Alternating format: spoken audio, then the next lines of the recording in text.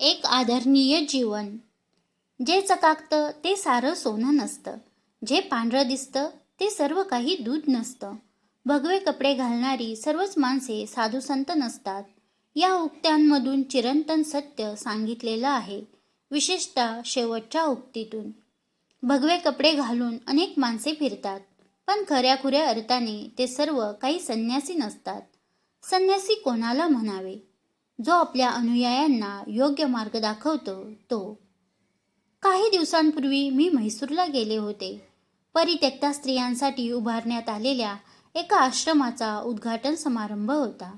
तिथे असलेल्या बहुतांशी स्त्रियांचा त्यांच्या सासरच्या माणसांनी तरी छळ केला होता, नाहीतरी दारुड्या नवऱ्याने त्यांच्यावर अत्याचार केलेले होते.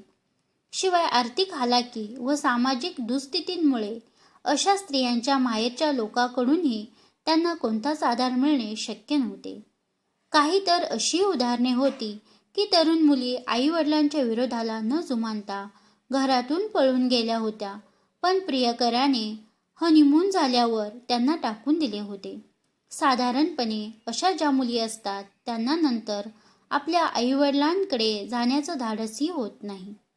अशा या परित्यक्ता स्त्रियांना मानसिकदृष्ट्या अत्यंत खंबीर असण्याची गरज असते, कारण त्यांना प्राप्त परिस्थितीला अत्यंत निर्धाराने सामोरे जावे लागते. कधी कधी स्वतःच्या उदरनिर्वाहासाठी स्वतःच प्रयत्न करून आपल्या पायावर उभे राहावे लागते. त्यांच्यातील काही कमनशिबी स्त्रिया देहविक्रयाच्या भयानक दुष्टचक्रात सापडतात किंवा दुसऱ्या कोणत्या तरी गैरमार्गाला लागतात.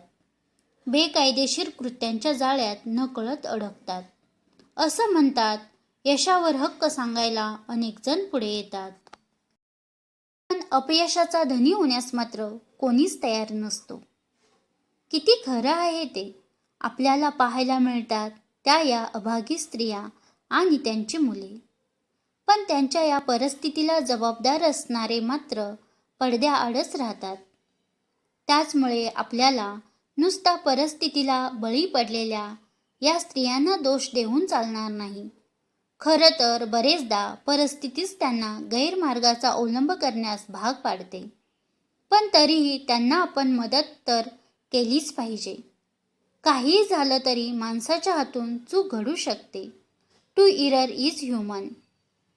या अशा परित्यक्ता स्त्रियांच्या उद्धारासाठी जे लोक काम करतात त्यांचा सन्मान करणं, गौरव करणं ही फार चांगली गोष्ट आहे. पण त्याहीपेक्षा महत्त्वाची गोष्ट म्हणजे ज्यांचं पाऊल वाकडं पडलेलं आहे अशांना मदत करणं. त्यासाठी आपल्याकडे यंत्रणा उपलब्ध आहे का?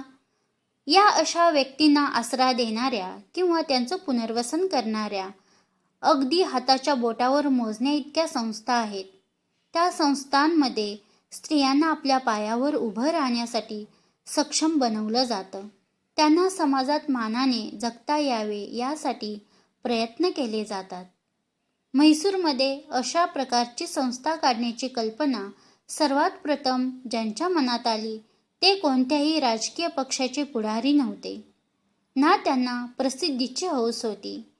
ते तेथील सुत्तूर मठाचे मठाधिपती आहेत.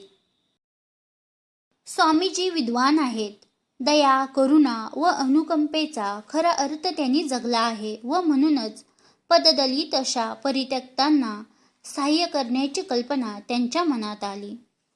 खरं तर त्यांना पूजा अर्चा करत, ईश्वराची आराधना करत, आपल्या मठाची देखभाल करत अगदी शांत निवांत आयुष्य जगता आलं असतं, पण त्यांनी वेगळा विचार केला.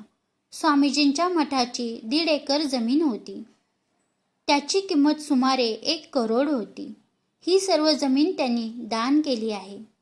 एखादा सच्चा नेता कसा असावा हे त्यांनी आपल्या वागण्यातून जगाला दाखवून दिलं आहे. एक गोष्ट इथे नक्कीच नमूद करण्यासारखी आहे आणि ती म्हणजे त्यांनी हे जे काही केलं आहे ते कोणत्याही स्वरूपाच्या परतफेडीची अपेक्षा न करता आपल्यासारख्या सामान्य लोकांनी या अशा व्यक्तींकडे मार्गदर्शक म्हणून पाहिले पाहिजे आणि त्यांनी दाखवलेल्या मार्गाने गेले पाहिजे. आपले पूर्वज म्हणत, आचार्य देवो भव, म्हणजेच भक्तिभाव आणि आदरभाव दाखवण्याच्या मालिकेत गुरुचे स्थान तिसरे महत्त्वाचे असून गुरुरूपाने देवच आपल्या भेटीला येत असतो. सत्तूर मठाच्या स्वामीजींच्या बाबतीत हे उद्गार किती यथार्थ आहेत.